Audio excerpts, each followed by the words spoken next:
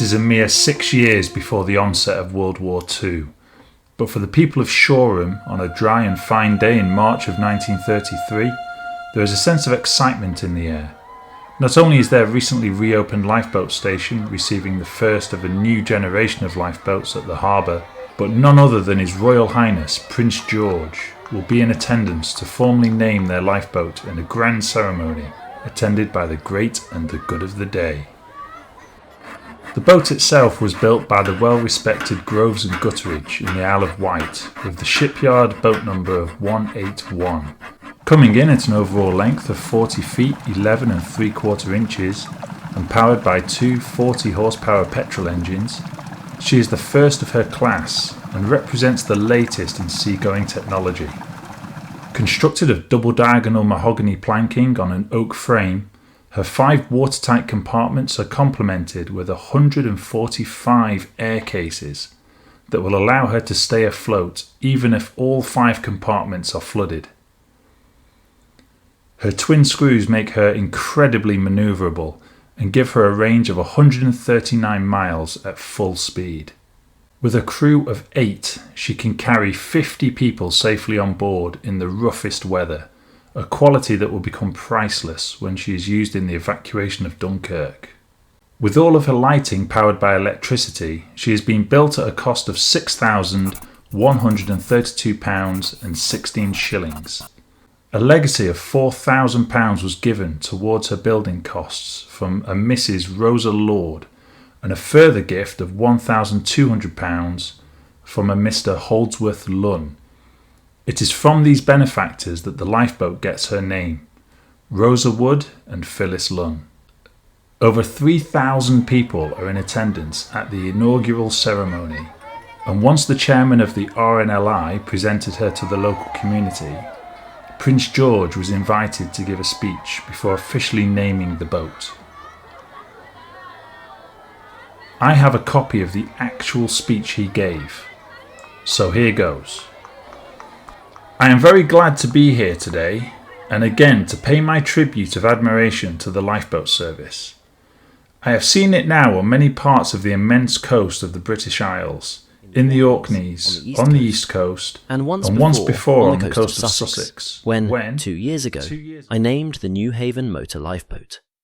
The more I see of the service, of the men who man its boats, and of the men and women who, as honorary workers, take a generous part in the organisation of the service on land, the more I realise what a great place the lifeboats have in our national life. I have seen too how great is the local pride in the lifeboat, so that I can understand and share your satisfaction that you once more have a lifeboat station. I am sure that with this new boat, the Shoreham lifeboat men will add new honours to the splendid record of the Sussex stations. Your part as men of Sussex in the life of the sea must be as old as England herself. But there is nothing in that long history of seafaring which does the county greater honour than the record of its lifeboat stations. Since 1850, the lifeboat men of Sussex have rescued 875 lives. They have won 32 medals for gallantry, a splendid record. In honour of that record, the whole county shares. The men who man the boats, the men and women who work for the service, the men and women who give to its funds. In that honour, the generous donors of this new boat, and those whose names it bears, will now also have their share. Prince George was the 4th son of King George V and Queen Mary. In modern times, Prince George is probably best known for his depiction as the protective older sibling of his young brother, Prince John, in the 2003 adaptation, The Lost Prince. Overshadowed by his older brothers and regularly castigated by his overbearing father, Prince George served in the Royal Navy through the 1920s, reaching the rank of Rear Admiral while still in his mid-30s. A larger-than-life character and suspected playboy, though popular with the general public, the Prince was made Duke of Kent just a year after launching the Rosa Wood and Phyllis Lunn. His passion for both the Navy and the RNLI has been continued by his youngest son, Prince Michael of Kent. Courage is not something that Prince George was lacking, and he became the first royal to cross the Atlantic by air after gaining his pilot's license in 1929. Having joined the RAF in 1937, he went on active duty during the war, but was tragically killed in an incident known as the Dunkirk air crash. Whilst a member of a crew in a short Sunderland bound for Iceland from Scotland, the plane veered off course in rough weather and crashed at a place known as Eagle's Rock in the Scottish Highlands. Prince George is buried at the Royal Grounds in Frogmore. He was just 39 years old when he died, and he left behind a wife and 3 children. But back to Shoreham, and long after the crowds had cheered her maiden launch carrying the Prince and her crew, it would be nearly 6 months before the Rosa Wood and Phyllis Lunn would get her first real test. And for that, we are about to meet the man that she and her crew will attempt to rescue. I present to you none other than the Right Honourable James Henry Thomas MP, Secretary of State for the Dominions. By 1933, Thomas was a veteran Member of Parliament and Secretary of State in Ramsay MacDonald's government. A staunch and vociferous unionist in his early career, he was by our modern measure something we would call a champagne socialist. Sleaze and corruption dogged Thomas like a bad smell. Like many of our own politicians today, eventually Thomas would be forced to resign in disgrace in 1935 after being caught leaking confidential budget secrets to his family members so they could make a killing on the stock markets.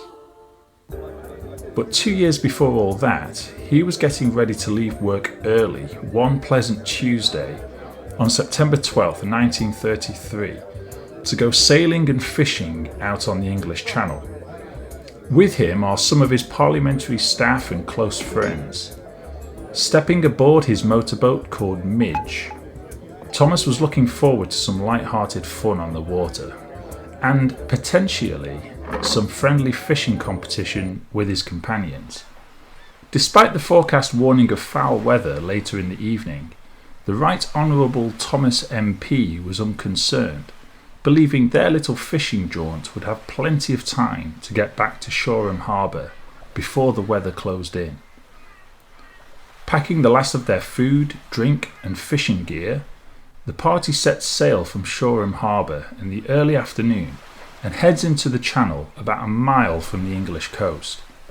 Minutes turn to hours as the party enjoys their fishing and socialising in the peace and quiet of the sea, unconcerned by the hustle and bustle of London and Whitehall that they gladly left behind for the day.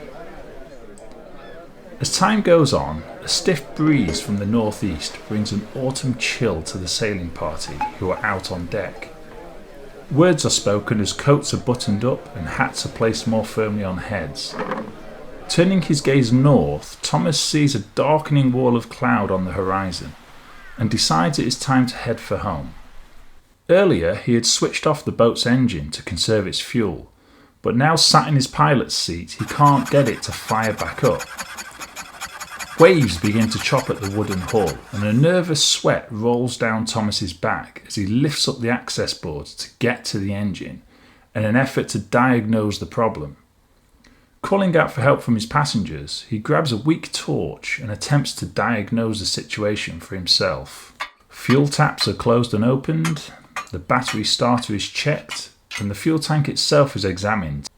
After each attempt, the ignition key is turned again, but the engine still won't come to life. Grabbing his radio, Thomas presses down on the transmitter, but realises he's let its battery run down. The sky visibly darkens, and a sudden gust causes a member of the party to fall over. Thomas starts arguing with one man while 2 others grab a set of oars in a hopelessly optimistic attempt to row themselves back to shore. Stepping out onto the deck, their stomachs drop to their feet as they realise the land has been swallowed up by a grey murk. Unused to sailing, they begin to feel sick with every increasing roll and pitch of the boat. Wind and sea spray sting their eyes before the first drops of ice-cold rain land on their heads. The men take it in turns to haul on the oars with no effect. The relentless northerly wind is pushing their boat ever further from land, and soon their arms, shoulders and backs are exhausted from the effort. Climbing out of his engine bay to survey the scene through his cabin window, Thomas watches as a crest crashes over the bow of his boat, sending foaming water into the bilges. He knows that without his engine he can't start the bilge pumps, and it will only be a matter of time before the boat is swallowed up in the growing tempest. Panic sets in, and he steps out on deck into the fury of the growing storm. Lights on the shore twinkle against the darkening sky, and someone suggests they make some sort of distress signal. Another passenger asks Thomas for his distress flares, but the politician mumbles he never packed any, never thought he'd have to rely on any. More swearing and more shouting erupts from the others, until a crashing wave silences them all.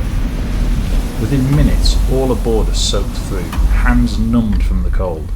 The boat lurches, and as Thomas madly begins tying a white sheet to the end of one of the oars, he lifts it aloft and waves it frantically in wide arcs, hoping for a miracle. And he gets one.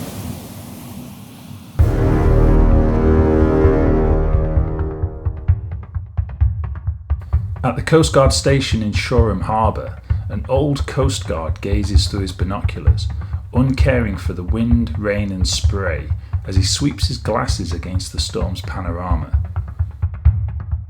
He had watched earlier that afternoon as the Secretary of State's pleasure boat had chugged its way out of the harbour, a babble of laughter and talk following in its wake. For the last half hour he's been consoling himself that the politician's boat must have docked in Brighton Marina ahead of the storm, just 6 miles to the east.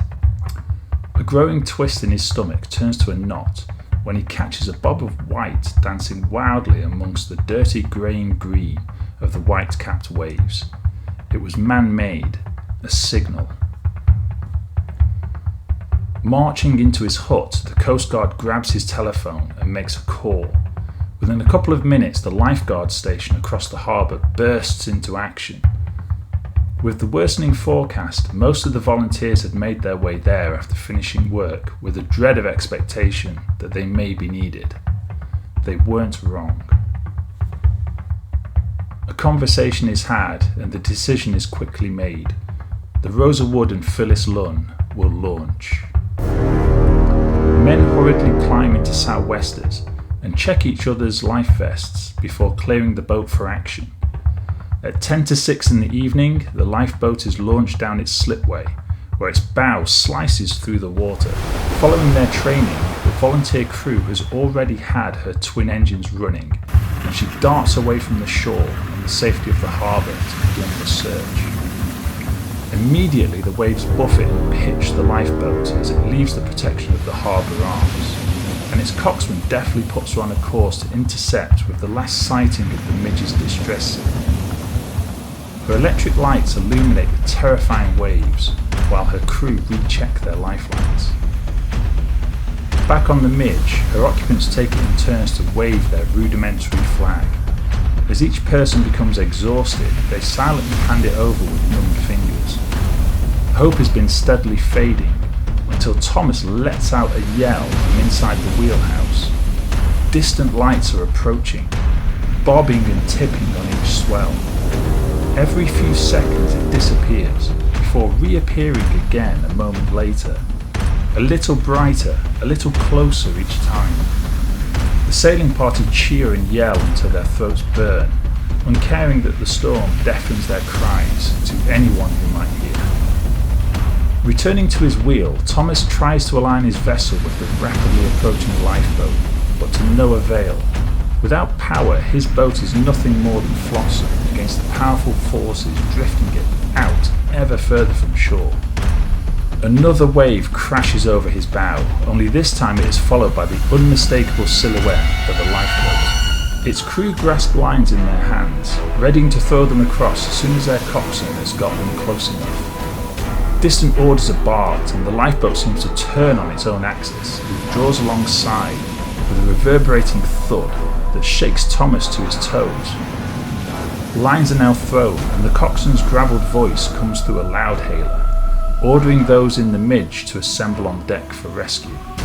Amongst the swell and the spray, the pleasure boat is secured alongside and the terrified passengers are helped across one at a time by rough hands. Emerging from his wheelhouse, Thomas stands rooted to the spot. He's suddenly too scared to leave his boat. He half-heartedly asks one lifeboat member if he can remain aboard whilst they tow his boat back to the harbour. A short response tells him the conditions are too dangerous and Midge may yet still sink on the way back. Half frozen and in a daze, Thomas gives a single nod and wills his frozen limbs into action, floundering over the rail and onto the lifeboat's solid deck. More shouted orders are given and passengers are quickly interrogated to make sure everyone's accounted for. With tow ropes secured around the lifeboat's Samson posts, her crew make ready for home. Opening up the throttle, the coxswain navigates them towards the waiting harbour lights, prow slicing through the waves, whilst the sodden rescued party nurse their cuts and bruises as warm blankets are thrown over them. Crouched in the forward cockpit, shivering and seasick, it's impossible to know what thoughts might have been going through Thomas's head. Relief from being saved, possibly with a growing sense of shame for the danger he'd put himself and others through. We'll never know, but by 6:30 the Rosa and Phyllis Lunn returned to a station where the sailing party were disembarked and sent for medical treatment. All those who had sailed aboard the Midge were saved, as was Midge herself, although in a much worse condition than when she had set out that fateful afternoon. In the coming days, Thomas and other members of his sailing party sent donations to the Shoreham lifeboat station, amounting to £4 and 10 shillings, worth about £420 today. And while J.H. Thomas MP would go on to end a rather forgettable political career, without ever speaking about his rescue publicly again, the crew of the Rosa and Phyllis Lunn would soon be embarking on an even more dramatic and hazardous rescue, this time off Brighton Pier.